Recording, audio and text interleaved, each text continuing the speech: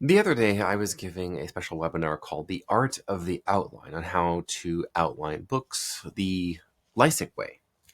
And what came up was how, as you learn how to outline your content for books, blogs, anything in between, ultimately what happens is you begin to think in outlines and it becomes easy to construct narratives, stories, points, discussions that make sense in your head. And then when you're giving interviews, when you are speaking, when you are even having a casual conversation with people, it all becomes second nature for you, to you, and you think in outlines. You can put the thoughts together in this coherent way and then deliver it so as to be seen as a powerful communicator. Now, I noticed that Donald Trump does this. I've been to a number of his rallies, hearing him speak live. And if you do this in long form, you note that you don't really hear this in the short clips and little viral snippets. But in the longer conversations, he will do this. So he will use a programming structure called nested loops. So this is where it would, and it's not just in programming, but it's been repurposed into Bandler and Grinder's neuro-linguistic programming, or NLP. So what this means is you might start telling story A and then begin story B before finishing story A. And then you might start story C after B and then finish story C and then finish story B and then finally finish story A. Now, this holds people's attention. And I noticed that Donald Trump does this. So he began telling a story about, this is back in June, during the book launch of Unhumans, the New York Times bestseller that I co-authored with Jack Posobiec. And I noticed that he began telling a story about water pressure and other shenanigans that he blamed the Biden administration on, particularly their radical climate change agenda. And then he begins talking about Mexico and negotiations with them. Then he tells a specific story, a specific example of that. He tells the entire example related to negotiations with Mexico. Then he wraps up the broader point about Mexico and negotiations with them. And then he returns to how incompetent the Biden administration is with Mexico, but also with the climate change agenda. It was like story A, story B, story C, story C, story B, story A, nested loops. And that's how programs work. That's actually also how, if you look at mathematical equations where there's brackets or there's parentheses, it works the same way.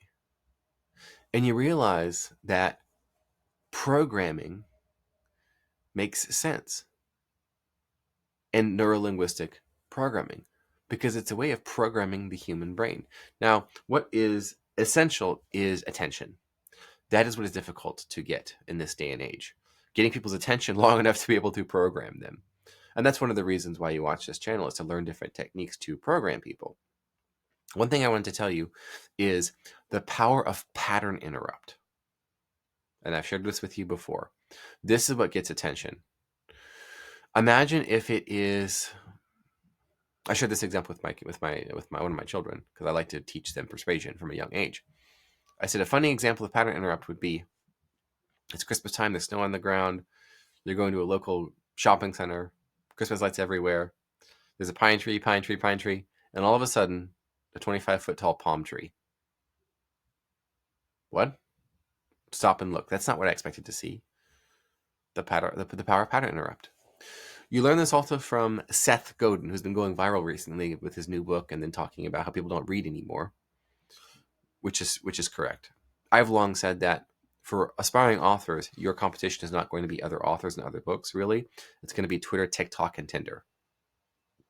Instant gratification, instant content, short little snippets of content, notifications, new.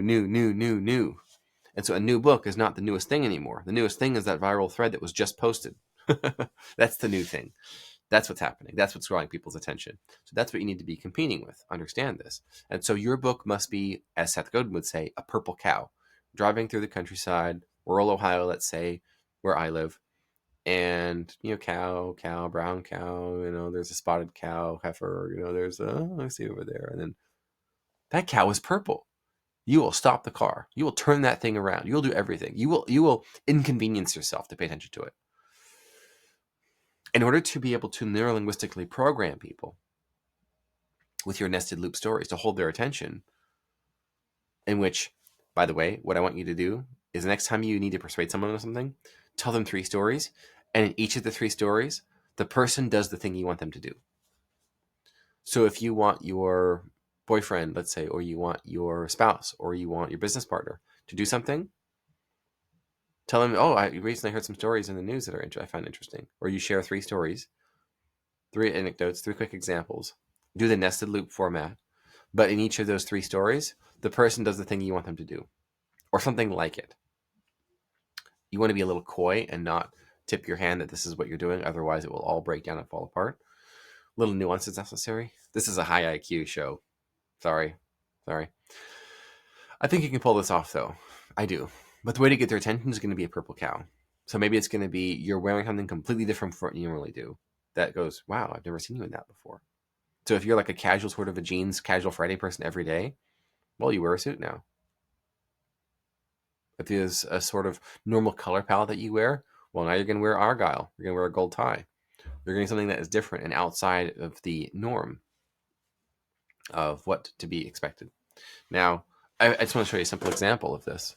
So let's say I go over here and I start slinking down and I continue the conversation from right here. What is this right now? This is a pattern interrupt. So now I want you to remember, because I'm pattern interrupting you, I'm way down here, slouched down.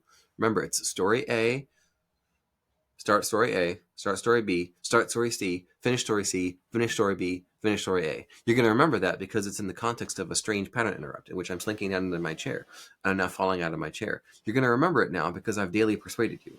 This is what we do.